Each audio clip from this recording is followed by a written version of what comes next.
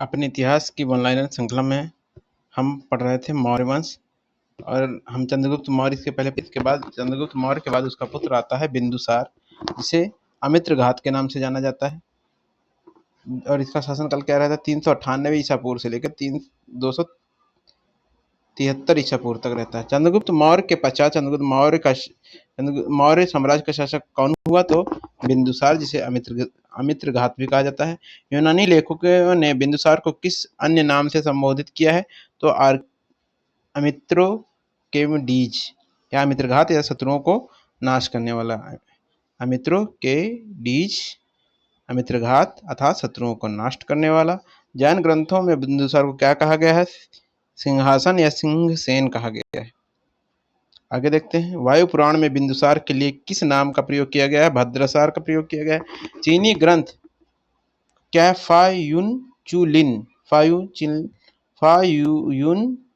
फायुनचुलिन में बिंदुसार के लिए किस नाम का प्रयोग किया गया है? बिंदुपाल का प्रयोग किया गया है। किसमें? चीनी ग्रंथ, इस ग्रंथ में बिंदुपाल कहा गया है।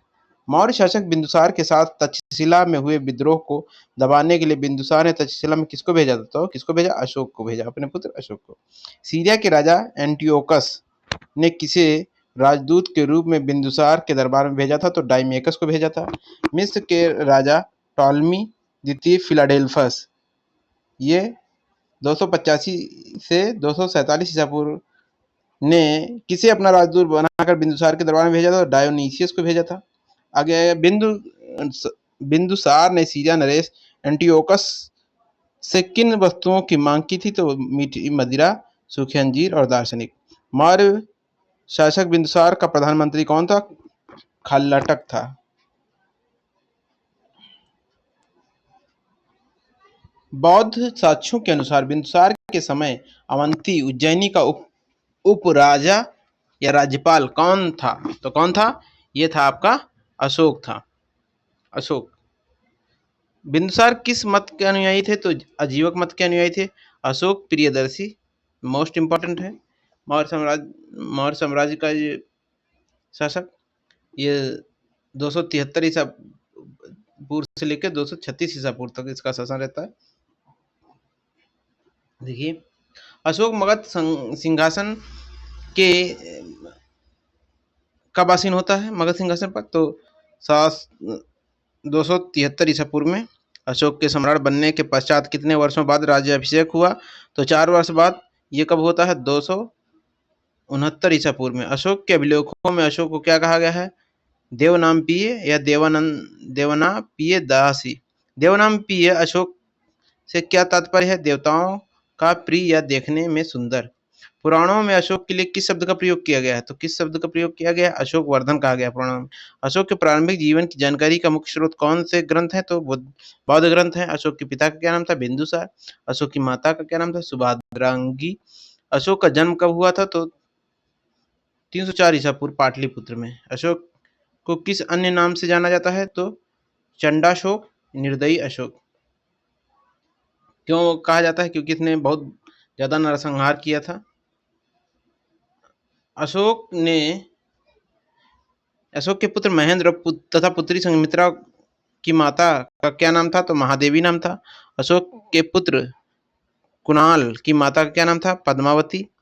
अशोक के अभिलेखों में उसकी किस पत्नी का नाम का उल्लेख मिलता है? तो कारुआकी का। रानी कारुआकी के पुत्र का क्या नाम था? तीवर नाम था। अशोक के अभिलेखों में उसके किस पुत्र का नाम का उल्लेख मिलता है? तो तीवर का मिलता है। कल्हण कृत राजतरंगिणी में अशोक के किस पुत्र का नाम का विवरण मिलता है? तो जालौक का मिलता है। अशोक का आप कलिंग अभियान देख लेते हैं। देखिए, 3 पत्नियां रहती हैं अशोक की। कौन कौन सी? एक होती है कारुआकी, पद्मावती और महादेवी, है ना। तीवर पुत्र रहता है उसका, जालौक का वर्ण मिलता है, और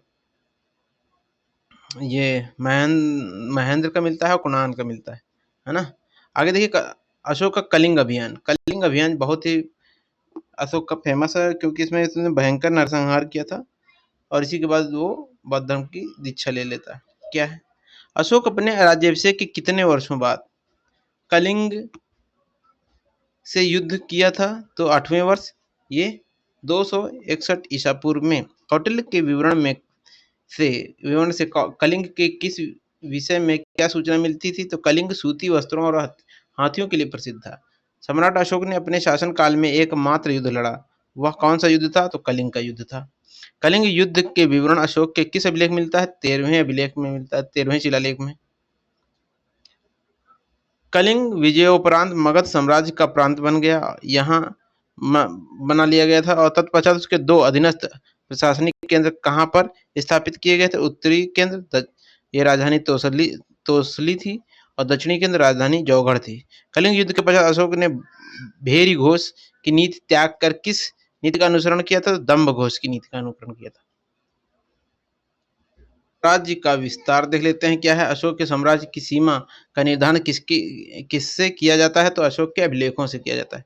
अशोक के साम्राज्य में हिंदुकुश, एरिया, हेरात और आर्कोसिया, कंदहार तथा जोडोसिया राज्य सम्मिलित थे। इसकी जानकारी अशोक को किन अभिलेखों से प्राप्त होती है? तो शाहबाज गढ़ी, मानसेहरा, सरेकुना तथा लघमान शिलालेख से। अशोक के साम्राज्य की सीमा अभिलेखों द्वारा देख लेते हैं क्या है। पश्चिमी सीमा कहाँ से कहाँ तक रहती है और किस अभिलेख में है? तो शाहबाजगढ़ी अभिलेख में मिलता है, मानसेहरा में, शेरकुना और लघमान शिलालेख से मिलता है। उत्तरी सीमा हिमालय क्षेत्र में क्या है? कालसी, देहरादून शिलालेख और तथा रुमनदेई एवं निगलीवा के स्तंभ लेखों से। और दक्षिण सीमा की जानकारी कैसे मिलती है? ब्रह्मगिरी, मास्की, जेटिंग, रामेश्वरम, सिद्धपुर लघु शिलालेख से। पश्चिमी महाराष्ट्र में ये क्या है? सोपरा शिलालेख से। गिरनार गुजरात में जूनागढ़ अभिलेख से। उड़ीसा क्षेत्र धौली जौगढ़ शिलालेख से। नोट: अशोक के द्वितीय शिलालेख से अशोक के दक्षिणी सीमा पर स्थित राज्य चोल, पांड्य, सत्यपुत, केरलपुत, ताम्रपाणी। 13वें शिलालेख में अशोक के समीपवर्ती राज्यों की सूची इस प्रकार मिलती है: यवन, कंबोज, गंधार, रठिक, भोजक, पीतिनक, आंध्र, नाभक, नाभपत्ती और परिमीदस आदि। अशोक की परराष्ट्र नीति देख लेते हैं। अशोक के दरबार में किस मिस्र शासक ने अपना राजदूत भेजा था? तो टेलमी फिलाडेल्फस ने भेजा था। सम्राट अशोक अपने किस शिलालेख में राजत्व संबंधी विचार व्यक्त किया है? तो छठे शिलालेख में। सर्वलोकहित मेरा कर्तव्य है। सर्वलोकहित से बढ़कर कोई दूसरा कर्म नहीं है। मैं जो कुछ पराक्रम करता हूँ वह इसलिए कि ऋण से मुक्त हूँ। अशोक के इस कथन का विवरण किस शिलालेख में मिलता है? तो छठवें शिलालेख में मिलता है। अशोक से संबंधित प्रश्न देख लेते हैं। अशोक की एक अन्य उपाधि क्या थी? धर्मराज। किसने सहिष्णुता, उदारता और करुणा के त्रिविध आधार पर राजधर्म की स्थापना की थी? तो अशोक ने। किस शासक ने अपने देवताओं को प्रिय कहा? अशोक ने, इसीलिए देव नाम प्रिय नाम की भी संज्ञा मिलती है। देखिए यहाँ पर कश्मीर के शासक, कश्मीर में श्रीनगर नामक नगर की स्थापना किसने की थी? तो अशोक ने करी थी, श्रीनगर नामक नगर की स्थापना। अशोक के उपरांत किस मौर्य शासक ने देवनामप्री की उपाधि धारण की थी? दशरथ ने, इसका पौत्र था अशोक का। अशोक के शासन अन्य किस शासक के साथ समानता रखता है? तो टालमी सेकंड। अशोक के शासनकाल में धर्म की एवं नैतिकता का अधिकारी कौन था? तो धर्म महामात्र था। कि उस राजा का नाम क्या है जो अशोक का समकालीन था? तो देवनाम प्रीतिस। अशोक के समकालीन शासक थे सीरिया का थीरोस, फिलाडेल्फस का टालमी, मैसेडोनिया का एंटियोगोनस गोनाटस और कुरेनी या सीरीन का मग। किस मुख्य उद्देश्य की पूर्ति के लिए अशोक ने अपनी प्रजा में धम्म के प्रचार किया था? तो अपनी प्रजा के नैतिक और आध्यात्मिक विकास हेतु।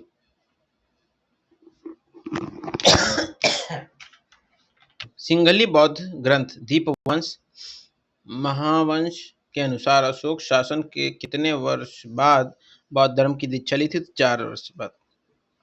बौद्ध ग्रंथ दीपवंश महावंश के अनुसार अशोक को किसने बौद्ध धर्म की दीक्षित किया था? निग्रोथ नामक 7 वर्षीय बौद्ध भिक्षु ने। किस बौद्ध भिक्षु के प्रभाव में आकर अशोक पूर्ण रूप से बौद्ध बन गया था? तो मोगालीपुत्र तीस के। बौद्ध ग्रंथ दिव्य वाद वादान के अनुसार किस बौद्ध भिक्षु ने अशोक को बौद्ध धर्म में दीक्षित किया था? तो उपगुप्त ने किया था। अशोक अपने राज्याभिषेक के कितने वर्ष बाद बौद्ध गया की यात्रा की थी? तो कितने वर्ष बाद की थी? 10 वर्ष बाद।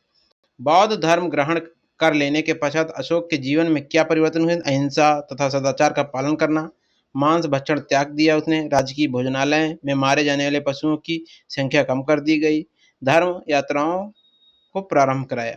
अशोक अपने राज्याभिषेक के कितने वर्ष बाद लुम्बिनी ग्राम की यात्रा की थी? तो 20 वर्ष बाद की थी। अशोक ने नेपाल के तराई में स्थित निगलीवा में किस स्तूप का निर्माण करवाया था? कनकमुनि, एक पौराणिक बुद्ध का स्तूप। अशोक के बौद्ध मतानुयायी होने का सर्वप्रथम प्रमाण कहाँ से प्राप्त हुआ? तो भाभू, बैराट, राजस्थान के लघु शिलालेख से, भाभू लघु शिलालेख से अशोक के बौद्ध होने का प्रमाण मिलता है सबसे पहले। भाभरू लघु शिलालेख में अशोक ने बौद्ध मत के संदर्भ में क्या अभिवादन किया है? तो बुद्धम धम्मम संघम। बौद्ध धर्म के रक्षक के रूप में अशोक का उल्लेख किस लघु शिलालेख लघु स्तंभ लेख में मिलता है? तो सारनाथ, सांची और कौशाम्बी लघु स्तंभ लेख में। किस लघु स्तंभ लेख में विवरण मिलता है कि अशोक ने बौद्ध संघ में फूट डालने वाले भिक्षुओं और भिक्षुणियों को चेतावनी देता है? तो किसमें? सांची लघु स्तंभ लेख में उसने चेतावनी दी थी, जो बौद्ध संघ में फूट डालने का काम करते थे बौद्ध भिक्षु। अशोक बौद्ध होते हुए भी हिंदू धर्म में आस्था नहीं छोड़ी थी, इसका प्रमाण कहाँ से मिलता है? देवनाम प्रिय उपाधि से ये इस चीज का प्रमाण मिलता है कि उसने जो बौद्ध धर्म तो ग्रहण कर लिया था, लेकिन आस्था हिंदू धर्म से उसने नहीं छोड़ी थी। आगे देखते हैं। अशोक का दम। अपनी प्रजा को नैतिक उत्थान के लिए अशोक ने जिन आचारों की संहिता प्रस्तुत की थी, उसे अभिलेखों को क्या कहा गया? धम्म कहा गया।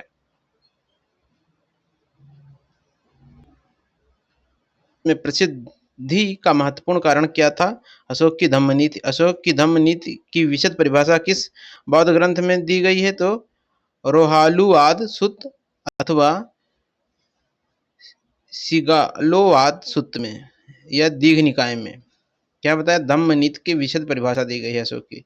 अशोक के किस स्तंभ लेख में दम्भ की परिभाषा दी गई है? तो दूसरे तथा सातवें अभिलेख में। किसमें दम्भ की परिभाषा दी गई है स्तंभ लेख में? तो दूसरे में और सातवें स्तंभ लेख में। अशोक किस स्तंभ लेख में स्वयं प्रश्न करता है कियचु धम्मे? धम्म क्या है? दूसरे स्तंभ लेख में और एवं सातवें स्तंभ लेख में।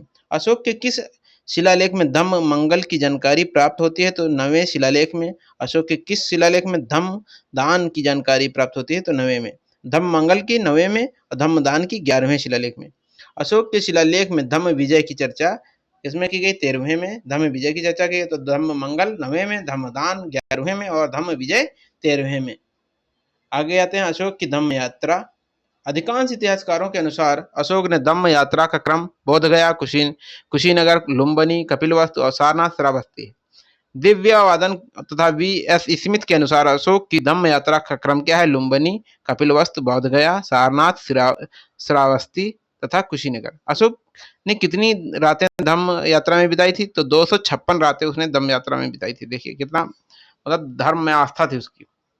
अशोक ने अपने राज्य से अभिषेक के कितने वर्षों बाद धम्म महामात्रों की नियुक्ति की थी? 13वें वर्ष में उसने धम्म महामात्रों की नियुक्ति करी थी। आगे देखिए, धम्म के प्रचार प्रसार के लिए अशोक ने किन धर्माधिकारियों की नियुक्ति की थी? धम्म महामात्र की। साम्राज्य के किन उच्च पदाधिकारियों को धर्म के प्रचार प्रसार के लिए अशोक ने लगाया था? तो व्युष्ट, रज्जुक, प्रादेशिक और युक्त। धर्म प्रचार के लिए व्युष्ट, रज्जुक, प्रादेशिक और युक्त नामक पदाधिकारियों की जानकारी किस स्तंभ लेख से मिलती है? तो 3वें में से और 7वें से। आगे देखते हैं। व्युज, रज्जुक, प्रादेशिक, युक्त जैसे उच्च पदाधिकारी अपने अपने क्षेत्रों का दौरा कितने वर्ष में करते थे? प्रति 5वें वर्ष में। अशोक द्वारा नियुक्त धम्म महामात्रों का कार्य क्या था? तो क्या कार्य था? चलिए देखते हैं।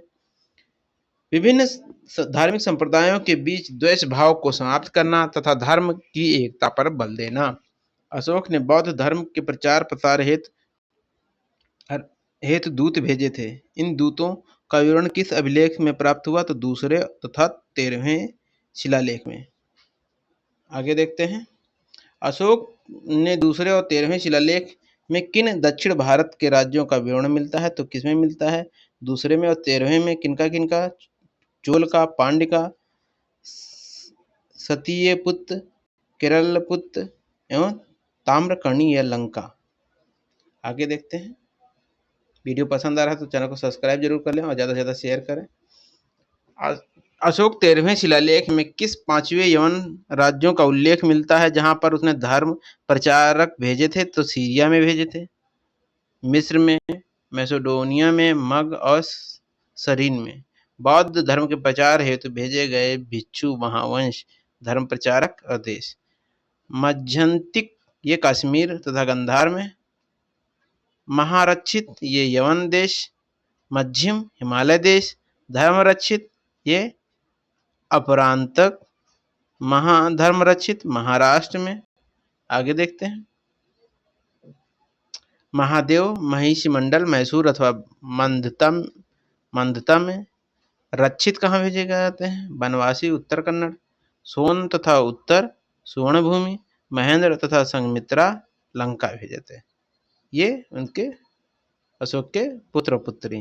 श्रीलंका के शासक तिस को किसने बौद्ध धर्म में दीक्षित किया था? तो महेंद्र ने किया था, जो कि कहाँ का, किसका पुत्र था? अशोक का। श्रीलंका के शासक तिस ने अशोक को कौन सी उपाधि दी थी? तो देवनाम पिय की। आगे देखते हैं, अशोक की धार्मिक नीति थी। अशोक ने अपने साम्राज्य में किस धार्मिक नीति का अनुसरण किया था? तो धार्मिक सहिष्णुता की। किस शिलालेख में अशोक ने अपनी धार्मिक इच्छा व्यक्त करते हुए कहता है कि सब मतों के व्यक्ति सब स्थानों पर रह सकें, क्योंकि वे सभी आत्म संयम एवं हृदय की पवित्रता चाहते हैं? ये 7वें शिलालेख में कहा। आगे देखते हैं, अशोक ने किस स्थान पर आजीवक संप्रदाय के लिए गुफाएं का निर्माण कराया था? तो बराबर की पहाड़ियों में, गया जिले में। अशोक ने कश्मीर में विजयेश्वर नामक शैव मंदिर का जीर्णोद्धार करवाया था, की जानकारी कहाँ से प्राप्त होती? तो कल्हड़ द्वारा रचित राजतरंगिणी से। अशोक ने किस शिलालेख में सभी संप्रदायों तथा धार्मिक मतों की सारवृद्धि की बात कही है? तो 12वें शिलालेख में कही है। अशोक के अभिलेख देख लेते हैं। अशोक का इतिहास मुख्यतः किससे ज्ञात होता है? तो अभिलेखों से। अशोक को अब तक कितने अभिलेख प्राप्त हो चुके हैं? तो 40 से अधिक। अशोक के अभिलेखों को किस विद्वान ने सर्वप्रथम उद्वाचन किया था? तो जेम्स प्रिंसेप ने किया था। जेम्स प्रिंसेप ने अशोक के अभिलेखों का उद्वाचन किस वर्ष किया था? तो किस वर्ष किया था? 1837 में किया था। अशोक के अभिलेखों का वर्गीकरण कितने भागों में किया गया है? पहला देखिए, फिर कौन सा है? स्तंभ लेख है, फिर गुहा लेख में। कौन कौन सा शिलालेख? स्तंभ लेख, गुहा लेख। देखते हैं कौन कौन से हैं। देखिए, पहले प्राप्ति स्थल, स्थिति, खोजकर्ता और वर्ष कब खोजा गया। तो शाहबाजगढ़ी ये पेशावर पाकिस्तान में है, जनरल कोर्ट ने खोजा 1836 में। मनसेहेरा में, हजारा पाकिस्तान में, कनिंघम ने खोजा 1889 में। कालसी में देहरादून उत्तराखंड में है, फॉरेस्ट ने खोजा, और ये कब खोजा? 1860 में। गिरनार में जूनागढ़ गुजरात, कर्नल टाड ने खोजा 1822 में। धौली तोसली जिसे बोलते पूरी उड़ीसा में है, किट्टो ने खोजा, और ये 1837 में। जौगढ़ क्या है? जौगढ़ संपा जिसे ये जंगम उड़ीसा, वाल्टर इलियट, ये 1850 में। आगे देखते हैं, एर्रेगुड्डी करनूल में है, आंध्र प्रदेश में। अणुघोष ये 1829 में है। सोपारा पालघर पूर्व में थाना, महाराष्ट्र। भगवान लाल 1889। अब देखिए लघु शिलालेख के बारे में देखते हैं। रूपनाथ जबलपुर मध्य प्रदेश, गुर्जरा दतिया मध्य प्रदेश, सासाराम बिहार, बब्रू बैराट जयपुर राजस्थान। आगे देखते हैं, मस्की रायचूर कर्नाटक, ब्रह्मगिरी चित्रदुर्ग कर्नाटक, सिद्धपुर ब्रह्मगिरी कर्नाटक। आगे देखिए, जंटिंग रमेश्वर ब्रह्मगिरी कर्नाटक, एर्रेगुडी कर्नूल कर्नाटक, ये कर्नूल आंध्र प्रदेश में है। ये गोवीमठ मैसूर कर्नाटक, पालकी गुडू कर्नाटक में है। राजुल मंडगिरी कर्नूल कर्नाटक में है। अहरौरा मिर्जापुर उत्तर प्रदेश। देखिए ये इंपॉर्टेंट ज़्यादा हो जाता है यूपी के हिसाब से। मास्की गुर्जरा नेतुर तथा डेलोगोलाम के लेखों में अशोक के व्यक्तिगत नाम का उल्लेख मिलता है। आगे देखिए सप्तलेख। सप्त स्तंभ लेख क्या है? सप्त स्तंभ लेख सम्राट अशोक की वे राजाज्ञाएं अथवा ज्ञापन हैं जिनकी संख्या है और जो 6 भिन्न भिन्न स्थानों पर पाषाण स्तंभों पर उत्कीर्ण पाए गए हैं। दिल्ली टेपरा। ये देखिए दिल्ली टेपरा वाला, ये क्या है? दिल्ली टोपरा वाला यह उत्तर प्रदेश के सहारनपुर खिजराबाद जिले से टोपरा नामक स्थान पर गड़ा हुआ था। कालांतर में फिरोज शाह तुगलक ने 1351 और 88 ईस्वी द्वारा दिल्ली लाया गया था। नोट, इसे फिरोज शाह तुगलक ने लाट, भीमसेन की लाट तथा दिल्ली शिवलिक लाट और सुनहरी लाट आदि नामों से भी जाना जाता है। इस स्तंभलेख पर अशोक के 7 लेख उत्कीर्ण हैं, जबकि अन्य पर केवल 6 ही मिलते हैं। सर्वप्रथम जेम्स प्रिंसप ने इसके वाचन कर अंग्रेजी में अनुवाद प्रकाशित किया था। आगे देखते हैं। ये देख लीजिए, यह भी पहले मेरठ में था, बाद में फिरोज शाह तुगलक द्वारा दिल्ली लाया गया था। लौरिया राज बिहार के चंपारण जिले में स्थित है। लौरिया नंदनगढ़ बिहार के चंपारण में, ये दोनों चंपारण में है। लौरिया राज और ये नंदनगढ़। रामपुरवा चंपारण बिहार में है। देखिए 3 हो गए। प्रयागराज में पहले यह कौशाम्बी में था, बाद में अकबर द्वारा इसे इलाहाबाद के किले में रखवाया गया था। आगे देखिए लघु शिलालेख, लघु स्तंभ लेख देखते हैं। लघु स्तंभ लेख, इनकी जानकारी। अशोक की राजकीय घोषणाएं जिन स्तंभों पर उत्कीर्ण हैं उन्हें साधारण तौर पर लघु स्तंभ लेख ही कहा जाता है ना। अब देखिए लघु स्तंभ लेख की प्राप्ति स्थल क्या है, स्थिति, खोजकर्ता और विषय देख लेते हैं। पहले देखिए सांची। सांची में रायसेन जिला मध्य प्रदेश। सारनाथ वाराणसी उत्तर प्रदेश। ये आरएल आइंस्टाइन ने 1905 में खोजा। कौशाम्बी, कौशाम्बी में देखिए इलाहाबाद के समीप है। कैप्टन बर्ट ने 1834 में खोजा। रुमनदेई नेपाल के तराई क्षेत्र में। फ्यूरर ने 1895 में। निगली सागर नेपाल की तराई में स्थित है। फ्यूरर ने खोज करी 1895 में करी। आगे देखिए नोट क्या है, सांची सारनाथ लघु स्तंभलेखों में अशोक ने अपने महामात्रों को संघ भेद रोकने का आदेश दिया था। कहाँ कहाँ? सांची और सारनाथ लघु स्तंभलेखों में।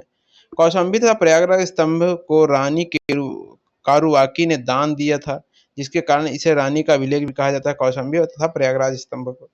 अब देखिए अशोक के अभिलेखों के संदर्भ में विशेष तथ्य देख लीजिए। अशोक के अभिलेखों की खोज सर्वप्रथम किसने की थी? टिफेंथलर ने की थी। टिफेंथलर ने अशोक के अभिलेखों की खोज कब की थी? 1750 ईस्वी में करी थी। आप देखिए किस श्रीलंकन प्रशासनिक अधिकारी ने सर्वप्रथम प्रियदर्शी की पहचान अशोक से की थी? तो जॉर्ज टर्नर ने।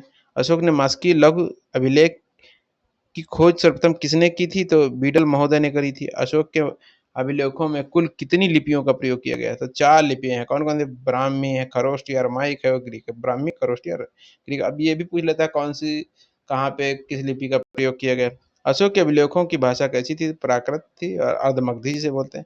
अशोक किस अभिलेख में खरोष्टी लिपि का प्रयोग किया है? देखिए अब यहाँ से पूछना शुरू करता है कौन कौन से अभिलेख जो है खरोष्टी लिपि का प्रयोग किया। तो मानसेहरा और शाहबाजगढ़ी क्या है? खरोष्टी में। मानसेहरा और शाहबाजगढ़ी खरोष्टी में। अरमाइक लिपि में कौन कौन थे? लघमान से प्राप्त 2 लघु शिलालेख।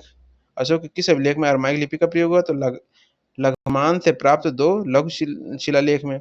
अशोक को किस अभिलेख में एक साथ द्विभाषिक लिपि का प्रयोग किया है? तो सर एक गुना लघु शिलालेख में, कंधार में। लघु शिलालेख में किन 2 लिपियों का प्रयोग एक साथ किया गया है? तो ग्रीक, यूनानी तथा अरमाइक लिपि का। अशोक का कौन सा अभिलेख है जिसमें खरोष्टी तथा ब्राह्मी लिपि एक साथ प्रयोग किया गया है? तो एर्रिगुडी अभिलेख, आंध्र प्रदेश। अशोक के प्रथम शिलालेख की विषय वस्तु क्या है? पशु बलि का निषेध किया उसने। पशु बलि निषेध की बात अशोक ने किस शिलालेख में की गई है? तो प्रथम शिलालेख में। अशोक किस शिलालेख में 2 प्रकार की चिकित्सा का विवरण मिलता है? तो द्वितीय शिलालेख में। धम्म नीति से संबंधित महत्वपूर्ण विचार अशोक के किस शिलालेख में मिलता है? तो चतुर्थ शिलालेख में। प्रतिवेदकों द्वारा प्रजा के कार्यों की सूचना अशोक को देने का विवरण किस शिलालेख में प्राप्त होता है? तो छठा शिलालेख में। सभी प्रजा मेरी संतान है। जिस प्रकार मैं अपनी संतान के लिए इहलौकिक तथा पारलौकिक कल्याण की कामना करता हूँ, उसी प्रकार मैं अपनी प्रजा के कह रहा जिस प्रकार सभी प्रजा मेरी संतान है और जिस प्रकार मैं अपनी संतान के लिए इहलौकिक और परलौकिक कल्याण की कामना करता हूँ, उसी प्रकार अपनी प्रजा के लिए भी करता हूँ। इस विवरण का अशोक के किस अभिलेख से मिलता है? तो प्रथम पृथक कलिंग लेख से। अब मीनार ए जरीन या स्वर्ण मीनार या स्वर्ण स्तंभ के नाम से किस स्तंभ लेख को जाना जाता है? तो दिल्ली टेपरा स्तंभ लेख। अशोक का कौन सा अभिलेख सबसे पुराना और सबसे सुंदर और सुरक्षित स्तंभ लेख माना जाता है? अशोक का कौन सा अभिलेख सबसे सुंदर तथा सुरक्षित स्तंभ लेख माना जाता है? लौरिया नंदनगढ़ स्तंभ लेख। ब्राह्मी लिपि का प्रथम उद्वाचन किस पर उत्कीर्ण अक्षरों से किया गया है? तो पत्थर की पट्टियों पर। वह कौन सा स्थान है जहां पर प्राक अशोक ब्राह्मी लिपि का पता चला? तो अनुराधापुर श्रीलंका से। प्राचीन भारतीयों की कौन सी लिपि दाईं ओर से बाईं ओर लिखी जाती थी? तो खरोष्टी लिपि दाईं ओर से, यानी कि यहाँ जो है दाईं ओर से इधर की लिखी जाएगी, इस साइड में लिखी जाएगी। हम लोग ऐसे लिखते हैं बाएं से, पहले बाएं से लिखना शुरू करते हैं और इधर जाते हैं इस साइड में, लेकिन ये खरोष्टी बाएं से दाएं। ये अब देखिए आगे अशोक के प्रस्तर स्तंभों के बारे में सत्य कथन क्या है? इन पर बढ़िया पालिश है, ये अखंड है और ये स्तंभों के शैफ्ट शुंडाकार हैं। किस उभारदार मूर्ति शिल्प या रिलीफ स्कल्पचर शिलालेख में अशोक के प्रस्तर रूप चित्र के साथ राणियों अशोक, राजा अशोक उल्लिखित है? तो कंगनहल्ली से। आगे देखिए वह कौन सा स्तंभ लेख है जिसमें अशोक ने स्वयं को मगध का सम्राट बताया है? तो भाब्रू स्तंभ से। किस शासक ने अपनी प्रजा को अभिलेख के माध्यम से परामर्श दिया कि कोई भी व्यक्ति जो अपने संप्रदाय की महिमा मंडित करने की दृष्टि से अपने धार्मिक संप्रदाय की प्रशंसा करता है या अपने संप्रदाय के प्रति अत्यधिक भक्ति के कारण अन्य संप्रदायों की निंदा करता है, अपितु वह अपने संप्रदाय को गंभीर रूप से हानि पहुंचाता है? तो ये किसने कहा? अशोक ने कहा। अशोक ने अपने किस शिलालेख में कर रोपण के बारे में बात बताई थी? तो रोमनदई स्तंभ लेख में बताया था कर रोपण के बारे में। प्राचीन भारतीय अभिलेखों में से कौन सा एक खाद्यान्न को देश के संकट काल के उपयोग हेतु सुरक्षित रखने के बारे में प्राचीनतम शाही आदेश है? तो कौन सा? सहगौरा ताम्रपत्र। अशोक के किस अभिलेख में मोर के उत्कीर्ण किया गया है? तो लौरिया नंदनगढ़ स्तंभ। अशोक के रुमनदई स्तंभ लेख में किस विषय में सत्य कथन है? तो यह लुम्बिनी में स्थित है जिसकी अशोक ने स्वयं यात्रा की थी। अशोक की लुम्बिनी ग्राम की बलि भुगतान के भार से मुक्त कर दिया था। उसमें वहां के भू राजस्व को घटाकर उपज का 1/8 कर दिया था। आगे देखिए ग्राम से प्राप्त कर में कमी लाने के संबंध में। अब आगे आते हैं अशोक के किस शिलालेख में धर्म विजय की जानकारी प्राप्त होती है? तो 13वां शिलालेख। अशोक का 14वां शिलालेख की श्रृंखला के अन्यत्र प्राप्त संस्करणों में से किन शिलालेखों को स्थान न देकर उनके स्थान पर धौली और जौगढ़ से प्राप्त कलिंग के पृथक शिलालेखों को उत्कीर्ण किया गया है? तो ये कौन सा है? 11वां और 12वां और 13वां।